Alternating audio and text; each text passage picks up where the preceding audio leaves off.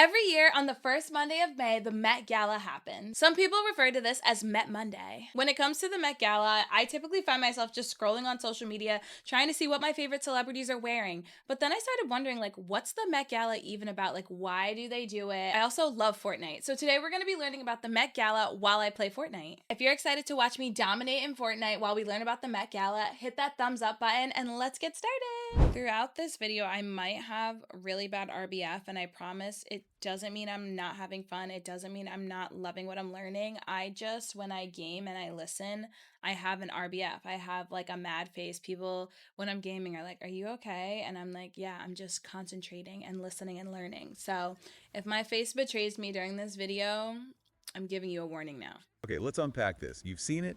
You might love it or loathe it, the Met Gala. Oh, yeah. We've got a fascinating collection of sources charting its evolution, and our aim is clear: to understand how this once relatively modest fundraiser morphed into the global cultural behemoth that dominates our feeds every first Monday in May. It's quite striking when you look back, isn't it? Its humble beginnings. It really is. The inaugural Met Gala in 1948 was essentially a midnight supper at the Waldorf Astoria. Tickets cost $50. $50. Yeah, I mean, a significant sum then, sure, but it really highlights the shift in scale and exclusivity compared to today. Absolutely. It was primarily, New York socialites, fashion insiders supporting the brand new Costume Institute at the Met. Think elegant dinner party. It's not quite the red carpet frenzy we know now. Not at all. And the entertainment sounds so different. Skits, raffles, even historical costume pageants. Drawn from the museum's own archives, yeah. And interestingly, it wasn't always held at the Met itself. Right, I saw that. Our research points to places like the Rainbow Room, Central Park, often held in the winter months too. And the themes were pretty loose back then, mostly about the money. Pretty much. The main focus was just raising funds because the Costume Institute uniquely had to support its own operations. That stark difference in ticket price really underscores that transformation, doesn't it? From a society gathering to this ultra-exclusive, high-stakes event. Precisely. It functioned with a degree of independence. So while these early galas were crucial for setting up a financial base, they were, exclusive in a different way and certainly lacked the global spectacle. Right. Then came the 1970s and a really transformative figure, Diana Vreeland. Oh, Vreeland, yes. This is where the story takes a really compelling turn. Definitely. Former editor-in-chief of Vogue, she joined the Met in '72 and just injected this dose of theatrical energy into the whole thing. She really did. In '73, she moved the gala to the Met itself and, crucially, aligned the party theme with the Costume Institute's annual exhibition. That feels like a huge shift. It was fundamental. It moved beyond just fundraising to become a celebration of fashion as, a legitimate art form. What was it about her vision, her background, that let her reshape it so dramatically? Well, Vreeland's impact was both structural and deeply aesthetic. She introduced lavish decor. People talk about custom perfume scents wafting through the museum. Wow. And importantly, broadened the guest list. Suddenly, it wasn't just the established social circles. Right, you started seeing celebrities? Exactly. Artists, entertainers, Andy Warhol, Cher, Diana Ross gracing the event. And that immediately captured much wider media attention. And it had a tangible effect. The research shows it significantly boosted attendance at the Costume Institute's exhibitions. The buzz was definitely growing. It absolutely was. Then we move into the 80s, and the gala starts getting its now familiar nickname, the fashion world's Night of Nights. Okay. We see the continuation of thematic exhibitions, with socialite Pat Buckley taking over his chair for a while, carrying forward Vreeland's stylish legacy. But still not quite the scale we see today. The guest list was glamorous, sure, but by today's standards, relatively intimate. Ticket prices were in the hundreds, a big jump from 50, but still. A world away from now. A world away. But the groundwork for the modern spectacle was being laid, and then, 1995, another monumental shift occurred. Anna Wintour. Anna Wintour assumes the chairmanship. Her arrival clearly amplified the Met Gala's celebrity magnetism, its global recognition. It feels like it went exponential. It did. She famously shifted the date to the first Monday in May. It's just such a smart media move. Absolutely strategic, maximum exposure. And the invitation list. It expanded dramatically. Suddenly, it wasn't just fashion figures. It was everyone. A-list Hollywood actors, music icons, top athletes, even early internet stars. What's particularly notable is Wintour's acute understanding of the power of celebrity in media. As she herself said, the gala became this unique place where these different worlds came together to celebrate fashion. Right. By the 2000s, it had transcended being just an event. It became a global red carpet spectacle followed by millions. And the fundraising followed suit. Exponentially, reaching those impressive 8-figure sums in the 2010s and 2020s. Just huge numbers. So let's dig into the institutional forces behind this. We have the Met's Costume Institute, now the Anna Wintour Costume Center. Their role seems absolutely fundamental. It is. The Costume Institute relies on the gala as its primary source of funding that's critical to grasp. Go ahead. The Met provides the prestigious venue, obviously, and those meticulously researched scholarly exhibitions that give the gala its theme each year. And the curators are key there. Hugely. Figures like Diana Vreeland back then, Richard Martin, Harold Coda, and now Andrew Bolton, they're the intellectual core. They conceive the exhibitions, do the deep research, select the artifacts. And the museum uses the gala to make a point about fashion as art. Exactly, and to cultivate those vital donor relationships. I mean, look at Andrew Bolton's work on complex shows like China, Through the Looking Glass. That level of rigor underpins the themes. Met CEO Max Holland even said recently the gala is crucial for the Institute's sustainability. Okay, so that's the Met side. Then you have Vogue and Condé Nast, with Anna Wintour leading the charge. Their influence seems just as crucial, but different. Precisely. Vogue brings the massive promotional power, the deep celebrity connections, and the overarching creative direction. Wintour's basically the producer. Since 95, essentially, yes. Input on everything. The guest list, the seating chart, which is legendary in itself, the decor, the menu, the entertainment. And all the Vogue coverage, the live stream. Exactly, it's everywhere. The renaming of the Costume Institute in her honor in 2014 really just underscores her impact. It's this fascinatingly symbiotic relationship, isn't it? Totally. The Met gets the glamour and the essential funding, while Vogue cements its position as the ultimate authority in high fashion culture. We focused on Vreeland and Wintour, understandably, but other key figures have definitely left their mark. Let's talk about Eleanor Lambert. Right, the founder, who started the gala in 1948, also launched New York Fashion Week. Wow, quite the legacy. She had this vision of using fashion for philanthropy, ensuring the Costume Institute got that crucial early financial support. And early co-hosts, like Dorothy Shaver from Lord and Taylor, were vital in those early years, establishing it on the society calendar. And then Vreeland, as we said, brought the spectacle. She wasn't just fundraising, she was creating an experience. Completely. The research highlights her flair, her network, bringing in artists and celebrities, generating that buzz. She was influential right up until her death in '89. And then Anna Wintour took that foundation and, as we've noted, just propelled it into the stratosphere. Her influence in fashion and media, it's immense. And she introduced that intense exclusivity, the high ticket prices, the personal approval for every single guest. She understood the power of celebrity. It really became the Super Bowl of fashion under her watch. Absolutely. And she implemented those rules, no selfies inside the age limit. It all reflects her vision. Fashion at the crossroads of art, celebrity, and philanthropy. We also shouldn't forget the Costume Institute curators Harold Coda, Andrew Bolton providing that intellectual backbone through the exhibition. It's crucial. And of course, the rotating celebrity co-chairs each year. Rihanna, Amal Clooney, Harry Styles, Lady Gaga. They add that contemporary star power.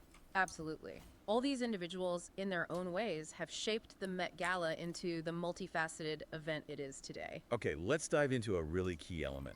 I just need to. I cannot believe, why are these chests so far apart? They really want me to get my steps in, apparently. And of course, the gala delivers iconic fashion moments, looks that go down in history. For sure. Zendaya's goddess gown, Kim K's wet look dress in 2019. Rihanna's 2015 yellow cape by Golpe, that image is burned into my brain. It really is fashion's biggest night. And it generates endless memes and viral moments because it's so visual and often unexpected. Even those hoaxes, like the Jason Derulo falling down the stairs thing that always pops up. Well, yeah, that one. It just shows how embedded it is in public awareness. And it pops up in movies, documentaries, The First Monday in May, Ocean's 8. It's shorthand for high fashion pageantry. And getting an invite. Huge status symbol. Absolutely. It signifies you've reached a certain level of cultural relevance. And what's interesting is how the guest list has brought in not just actors and models anymore, athletes, musicians, major digital influencers. Which reflects the changing landscape of celebrity. Totally. The gala's adaptability shows who has cultural cachet now. It signals a kind of inclusivity, showing people from diverse backgrounds. And the 2025 gala focusing on Black fashion, that's a powerful statement. And conversely, who doesn't get invited becomes gossip fodder. Right. It acts as this informal barometer of who's in or out. And because the themes often touch on culture and identity, they spark these big conversations about representation. Definitely. We saw it with China, Heavenly Bodies, Camp, the American fashion themes. Questions about appreciation versus appropriation always come up. Like with the China exhibition, they consulted the Asian art department to try and get it right. Yeah, they try. But these dialogues, critical or celebratory, highlight the gala's broader cultural impact. It gets people thinking about art, history, society through clothes. The 2021 American fashion theme brought attention to overlooked Black and immigrant designers, which was important. And we have to circle back to the philanthropy, the fundraising. Yes, it's a unique blend of extreme glamour and serious charitable giving. The amounts raised for the Costume Institute are staggering, record-breaking millions year after year. $26 million in 2023, $31 million already pledged for 2025. That's a massive contribution to preserving fashion history. It is. It channels that celebrity capital into the museum, and maybe, subtly, it makes supporting the arts seem appealing, bridging that gap between high art and pop culture. And sometimes it's a platform for direct social commentary. Like AOC's Tax the Rich dress in 2021, that sparked huge debate, showing the event's power to provoke discussion. Even choosing themes or honorees, like Karl Lagerfeld in 2023, leads to wider conversations about separating art from the artist. It functions like a mirror, reflecting society's obsessions and tensions, inclusion, privilege, cultural sensitivity. Exactly. So yeah, it's a dazzling spectacle, but its cultural and societal significance runs much deeper. It sparks dialogue like few other events. Of course, with this much visibility, controversy is never far behind. Oh, absolutely inevitable. High profile, art, celebrity, money. It's a potent mix, and yeah, it's faced its share of criticisms. Let's start with cultural appropriation and sensitivity. That seems like a recurring one. It really does. The 2015 China. Through the Looking Glass, Gala got a lot of flack. Critics felt some outfits relied on outdated Oriental stereotypes. Even if the exhibition aimed for nuance, the red carpet didn't always hit the mark. Same with Heavenly Bodies in 2018, using sacred religious imagery as fashion. That sparked debate. It's a really fine line, isn't it? Appreciation versus appropriation. And the gala often finds itself walking that tightrope, sometimes stumbling. We've also seen backlash over honoring controversial figures. Yes, the Karl Lagerfeld theme in 2023 is a prime example. His undeniable fashion influence versus his history of contentious remarks. It led to protests, critical articles. Raises that whole tricky question. Separate the art from the artist. Exactly. The Met tends to focus on the artistic contributions, but it's a debate that follows the gala. Interestingly, honoring a living designer like Rei Kawakubo in 2017 didn't cause the same kind of backlash. Yeah, there's the whole elitism and excess argument. Understandably. Those ticket prices, tens of thousands for individuals, hundreds of thousands for tables, plus the super exclusive guest list. It's easy to see why people call it an out-of-touch display of wealth. The irony of tax the rich slogans at such a lavish event wasn't lost on people. Not at all. The sheer opulence can draw negative comments, especially during tough economic times. Organizers always counter with the fundraising aspect, but the criticism persists. And the exclusivity extends to the invites themselves. Wintour's control is legendary. Oh yeah, constant rumors about who's banned, who's snubbed. Donald Trump being mentioned as persona non grata, for instance, people commenting publicly if they weren't invited. It reinforces that perception of fashion being gatekept, elitist. Even with recent efforts towards diversity, that critique lingers. Wintour's control is both admired for its effectiveness and criticized for, maybe, a lack of transparency sometimes. And even minor things like rule breaking cause ripples. Right. The 2017 bathroom smoking incident with Bella Hadid, Dakota Johnson, and others, flouting the no smoking, no social media rules. Wintour was reportedly furious. Temporary bans, apparently. And the no phone rule gets broken occasionally. Kylie Jenner's bathroom selfie went viral. It highlights that tension. Is it a private party or a global media event attendees want to share? But despite all these controversies, the gala keeps rolling. It's remarkably resilient. It is, and in a way, the debates often mirror larger societal conversations. The Met and Vogue seem to be trying to address things, cultural consultants, more diverse co-chairs and guests. Maybe a certain amount of drama is just part of the package at this intersection of celebrity art, money, and ego. Probably inevitable. And maybe, paradoxically, the controversies keep it relevant. The fact that people care enough to argue proves it still matters culturally. Okay, let's shift gears. Enough controversy. Let's talk about some truly unforgettable, iconic moments from Gala's past. Oh, the list is long and amazing. Back to 1974, Cher's Bob Mackie naked dress for the Hollywood theme. Okay, wait, I gotta look this up because, let's see. Cher was slaying, no doubt. This looks really cute. What a vibe. This is literally one of my favorite Met Gala looks ever. I think Kim always slays this one, and then also her Versace are my favorite like Met Gala looks ever. If you have a favorite Met Gala look, let me know in the comments who your favorite celebrity look was out of all the Met Galas you've ever watched, if you've watched them, or maybe do like a little Google search and look up Met Gala looks, or if you've seen one in this video, comment and let me know which one is your fave. And the Kim Kardashian wearing Marilyn Monroe's actual dress controversy. Memorable for different reasons. These moments show why the gala captivates us. Okay, I'm curious how you feel about Kim K wearing Marilyn Monroe's dress to the Met Gala. This was like such a big thing. I feel like it was kind of cool because you're taking a piece of kind of like pop culture history and re-showcasing it in a new way just for a moment. I know a lot of people got on her for like losing weight so that she could fit in the dress, but you know, through this audio we're listening to, like, I think that is a part of the Met Gala, is like the performative art meets fashion. You know, I think a lot of people had mentioned during the time that this was happening that like people lose and gain weight for roles for like movies and such, and like how is this different from that? Nobody's perfect. Sometimes she does things that I'm like, ooh, that's not. But she has like the most commitment, I think, when it comes to fashion looks and what she's going to do to pull off a look. And I think it has to be respected. From Bianca Jagger on a horse in 81. Wait, really? A horse? Yep. To Jared Leto carrying his own head in 2019. It feels like art history being made live on the steps. So looking ahead, what's next for this constantly evolving event?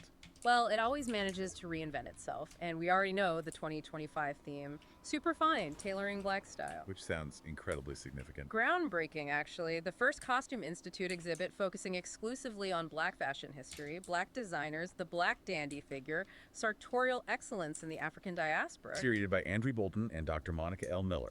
Covering centuries. From the 18th century to today, contemporary black designers, icons, it's a major undertaking. And the co-chairs reflect that focus. Exactly. Predominantly black stars.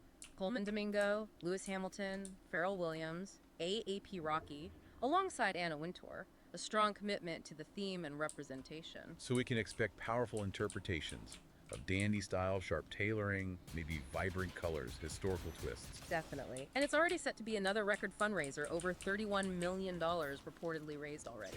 Wow. Yeah. Beyond 2025, any guesses?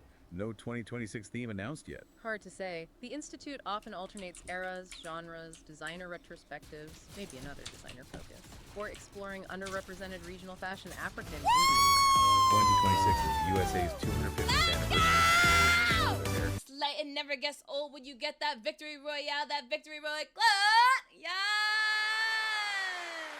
If you enjoyed this video, make sure you give it a thumbs up and subscribe if you haven't already. Feel free to leave me a comment and let me know what other topics we should learn about together while I play Fortnite. Please comment this emoji if you made it to this point so that I can personally thank you in the comments for watching this video. I hope you have a great rest of your day, and I'll see you in the next one. Bye!